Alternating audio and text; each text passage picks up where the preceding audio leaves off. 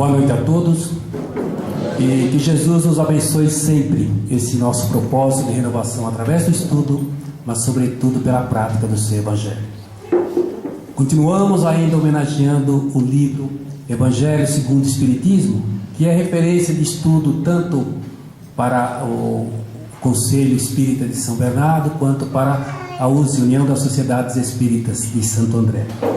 O tema de hoje, estamos representando então o Conselho, nos traz para estudarmos sofrimento versus prazer de viver. E como referência nós temos o Evangelho segundo o Espiritismo, capítulo 5, Bem-aventurados os aflitos, que é esse capítulo mais longo e mais lido também, né, do Evangelho. E temos também o livro de Irmã Sidufo, Reforma Íntima Sem Martírio, no seu primeiro capítulo, que nos fala as dores do martírio. E é lógico, a gente vai falar sobre o capítulo 5, Bem-aventurados os aflitos, porque serão consolados. E a gente sempre aprende, né? Estamos num planeta de expiações e provas, mas nós sabemos que é uma escola abençoada de aperfeiçoamento para que nós possamos nos renovar, para que nós possamos realmente crescer.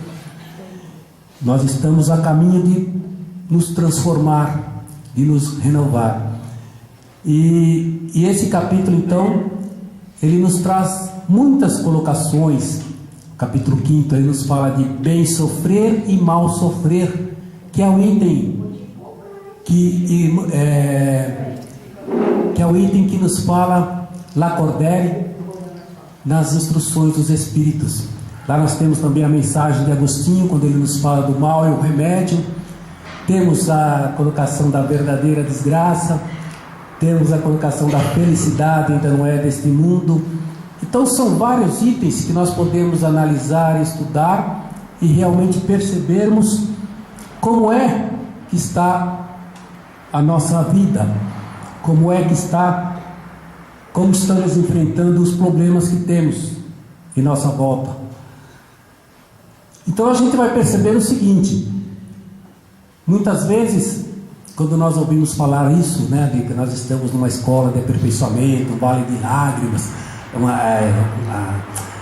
expiações e provas, a gente sempre pensa que a nossa vida é só para sofrer, é só para ter dor e tudo mais, mas a gente tem que aprender que nós temos que o sofrimento não é sinônimo de libertação. Ou seja, muitas vezes a pessoa pode imaginar que quanto mais dores, quanto maior o karma, a pessoa vai conseguir essa libertação, mas não é assim. Nós temos que perceber que nós temos que nos transformar. A doutrina espírita, ela diz assim para nós todos: reconhece-se o verdadeiro espírita pela sua transformação moral e pelos esforços que faz para domar as suas más inclinações. Então nós estamos aqui no Educandário Espírita Simão Pedro, e todos nós estamos aprendendo a melhor maneira de nos renovarmos e de endereçarmos os nossos passos no caminho que Jesus nos aponta como um caminho de renovação, como um caminho de salvação, um caminho de transformação realmente para todos nós. E nós temos as oportunidades. Quando a gente vai falar de sofrimento, a gente sabe que todos nós nos encaixamos, porque é muito genérico. Nós podemos ter as dores físicas ou morais, podemos ter as angústias, podemos ter as enfermidades, surgem de todos os lados e muitas vezes sem avisar, e aí a gente acaba não tendo aquela tranquilidade, aquela serenidade de entender como Deus está nos provando, como Deus está nos testando. Então nós temos que, como diz Lacordaire, nós temos que ser fortes, nós temos que entender e perceber como chega a vontade de Deus perante as nossas provações, os nossos problemas, as nossas adversidades. Então esse capítulo 5, lá logicamente explica tudo, né? Que nós temos a justiça de Deus, né? Então nós temos a Deus é justo, então os problemas que chegam até nós são justos. Lá fala das causas atuais, das causas anteriores, enfim, tem várias colocações, mas para que a gente consiga falar sobre esse tema, a gente vai se situar apenas na mensagem de Lacordaire, quando ele fala que nós temos que buscar, então, entender, compreender como chegam esses problemas perante nós. Lá no livro de Hermance Dufault, Reforma Íntima Sem Martírio, ela faz várias colocações que eu acho oportuno a gente relembrar, quando ela diz que muitas vezes a gente se deixa levar por atitudes equivocadas, mesmo com o conhecimento espírita.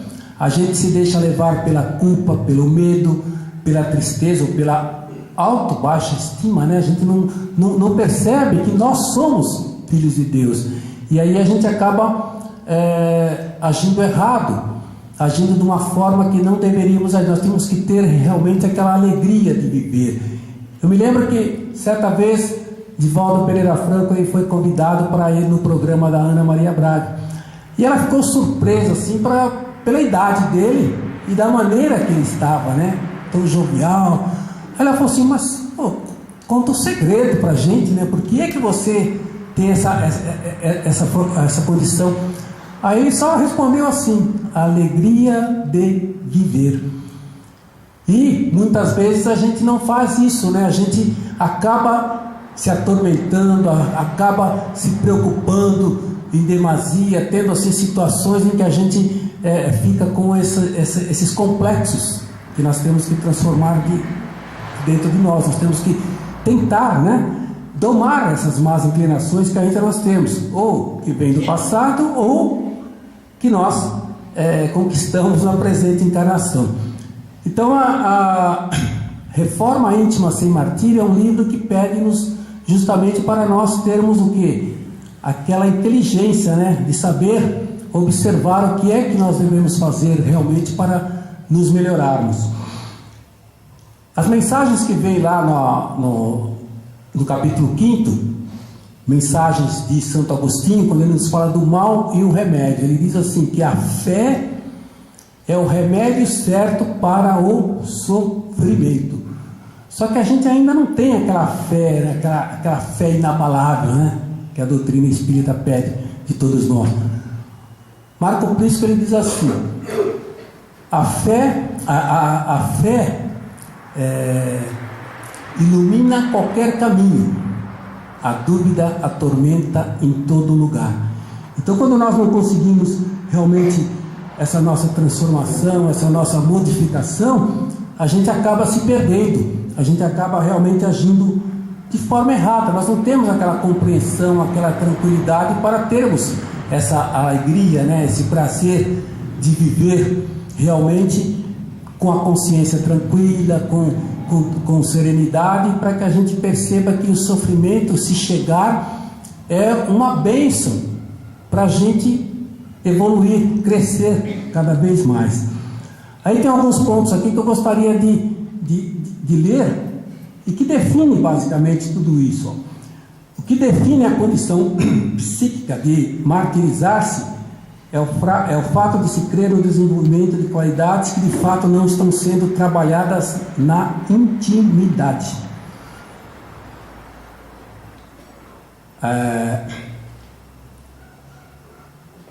Não é a intensidade da dor que educa, mas sim o esforço de aprender a amenizá-las. É interessante porque a gente pensa que na realidade nós temos que para fazer essa reforma íntima que nos pede o Evangelho, nós temos que de alguma forma ser tristes, não ser assim, aquelas criaturas alegres, extrovertidas, que se movimentam, que traduzem. Na realidade é isso que nós temos que ter. Aí eu me recordo de Buda. Buda, ele vivia num palácio, cercado de todas as comodidades, e de repente ele ficou sabendo que havia uma vida lá fora, onde as pessoas tinham sofrimento, as pessoas envelheciam, chegava a enfermidade e chegava a morte. Aí o que ele resolveu? Ele resolveu sair para buscar a iluminação, tanto dele quanto para as outras criaturas. Só que ele foi por um caminho errado, aquele caminho dos ascetas, né? Que se deixam levar por essa martirização. E ele ficou lá naquela condição, assim, por muito tempo. Não comia, não bebia, não fazia nada, porque ele achava que aquele era o caminho para chegar a Deus. Só que, de repente, chegou um dia, ele percebe que passa um barco, e uma pessoa que estava com um instrumento, e aquele instrumento, na hora de tocar, ele quebra a corda. Aí o rapaz fala assim: se você afrouxar muito, não toca, não sai o som. E se você apertar demais, a corda vai arrebentar. Aí ele percebeu que ele estava no caminho errado, que ele não precisaria fazer todo aquele sacrifício, tudo aquilo que ele estava fazendo, que ele deveria o quê? Buscar o caminho do meio, o caminho do bom senso. Aí ele começou a sair e levar a mensagem a todas as criaturas. Então o caminho do meio, o caminho do bom senso é o melhor caminho. É que nem aquela outra história que tem um rapaz, aprendiz, que queria também essa iluminação. Aí ele foi procurar o grande guru. E ele levou um caderno para anotar tudo que o guru fazia. Aí de repente veio um velhinho cansado, com uma bengalinha, reclamando da vida. Aí quando o velho vê aquele guru, ele fala assim: mestre, como é que eu faço para me aproximar de Deus? Aí o guru falou assim: meu senhor, procure se divertir mais, procure se alegrar mais com a vida, e faça dessa sua alegria, desse seu divertimento, uma forma de glorificar Deus e alcançar a iluminação. O jovem, o senhor até esqueceu a bengala, já até ficou numa posição mais ereta, saiu pulando, saltitando, porque ele sabia que ele ainda tinha tempo para realmente glorificar a Deus. Aí o rapaz anotou tudo no caderno. Quando eles foram andando mais um pouco, veio o jovem. Aí o jovem chegou, viu que era o guru, foi fazer a mesma pergunta. Aí o guru disse para o jovem: meu jovem, procure se divertir menos, procure refletir mais sobre a vida, meditar, e aí você vai começar a encontrar esse caminho da iluminação para Deus. Aí o aprendiz parou de escrever e falou assim: o senhor está me deixando confuso, o senhor não sabe direito se é para a gente se divertir mais ou se divertir menos, afinal de contas, o que é que vale? Aí ele falou assim: olha, o caminho que nos leva a Deus é uma grande ponte sem corrimãos. Os extremos é que são perigosos. Quem está muito à esquerda manda vir à direita, quem está muito à direita manda vir à esquerda, porque o caminho do meio é o melhor caminho, é o caminho do bom senso. Kardec era considerado o bom senso encarnado, então ele sempre procurava trazer essa mensagem para todos nós. E é por isso que a irmã do Foucault, ela diz assim, que nós devemos então não nos deixar levar por essa forma neurótica de querer ser o santo, né? De querer tudo perfeito, de querer tudo às mil maravilhas. Que existem então três algozes, né, da nossa alma, que é essa baixa autoestima, a culpa e o medo de errar. Então ela diz que a reforma íntima deve ser considerada como melhoria de nós mesmos e não a anulação de uma parte de nós considerada ruim, uma proposta de aperfeiçoamento gradativo cujo objetivo maior é a nossa felicidade.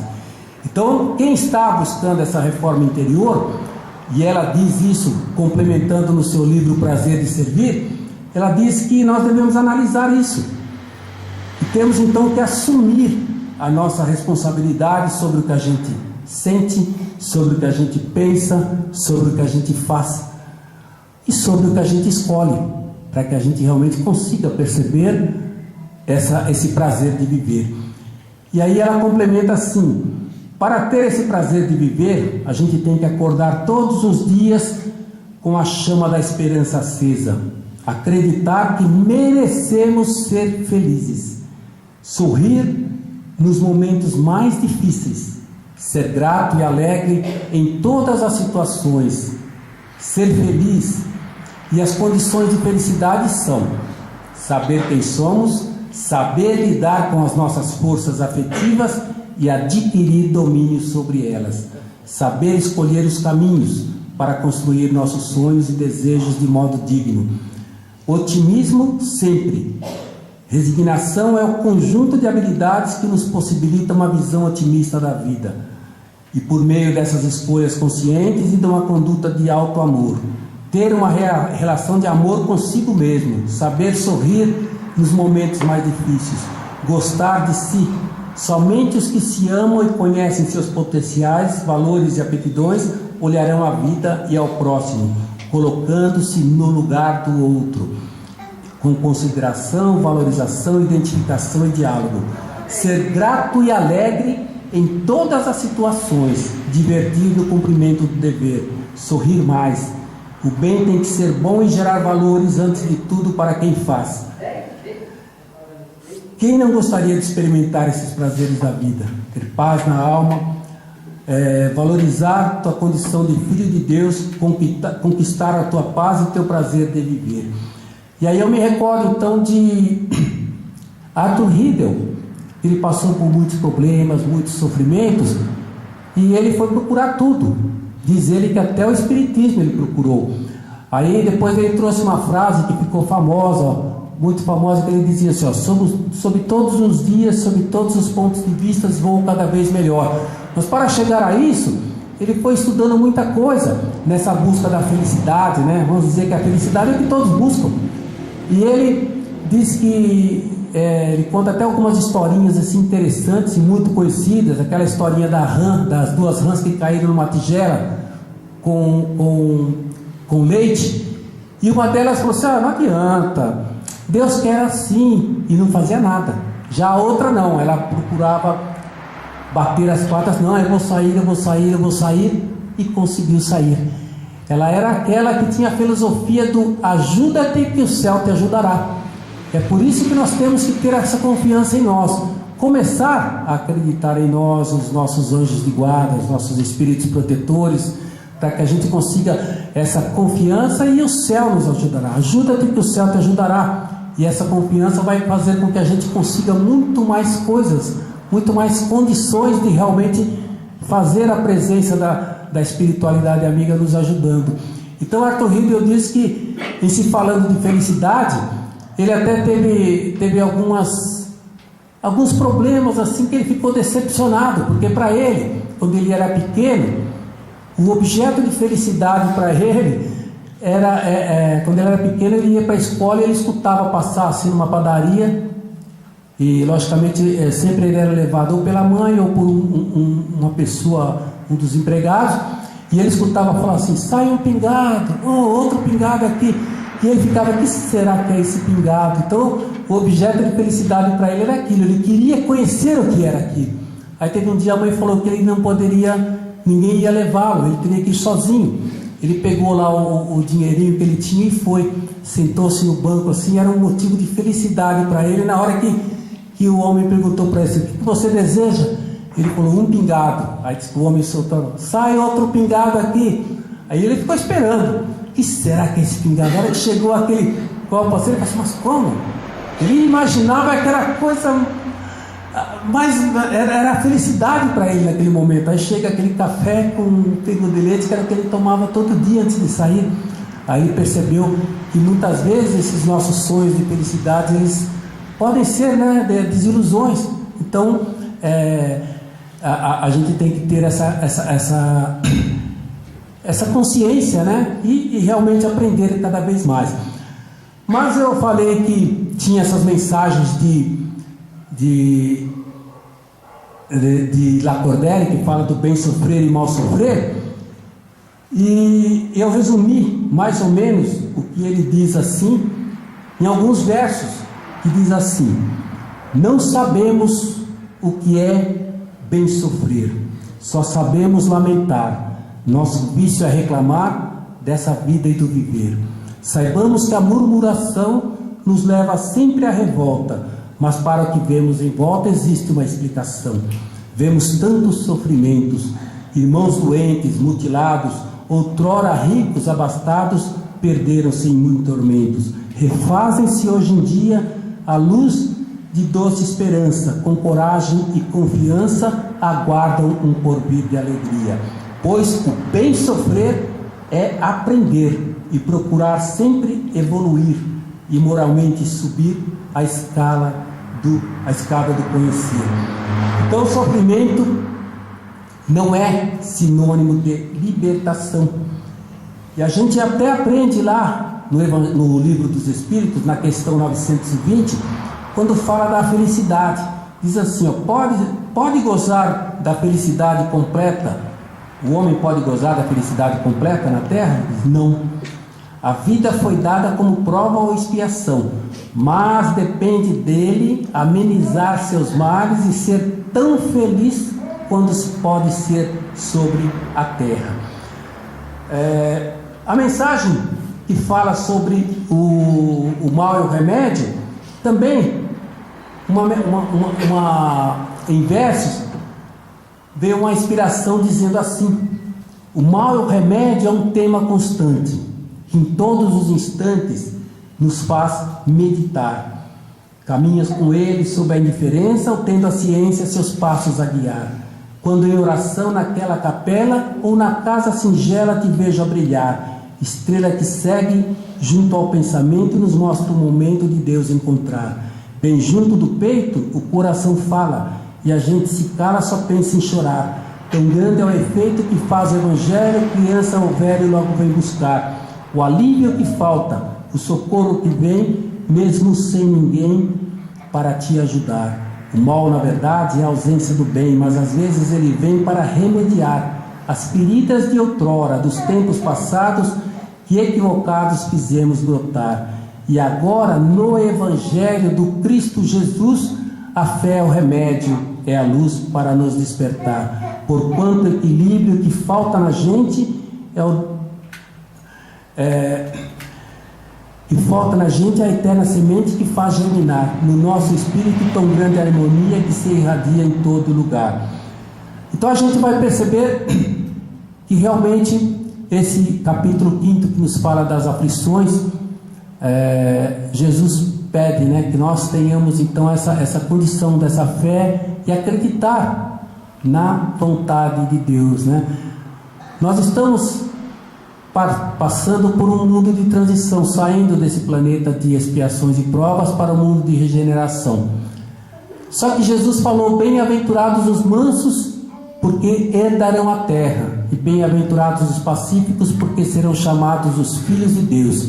Hoje, por causa do orgulho e do egoísmo, a terra é dos violentos, para os quais sobra o supérfluo, em detrimento dos pacíficos, para os quais falta até o necessário.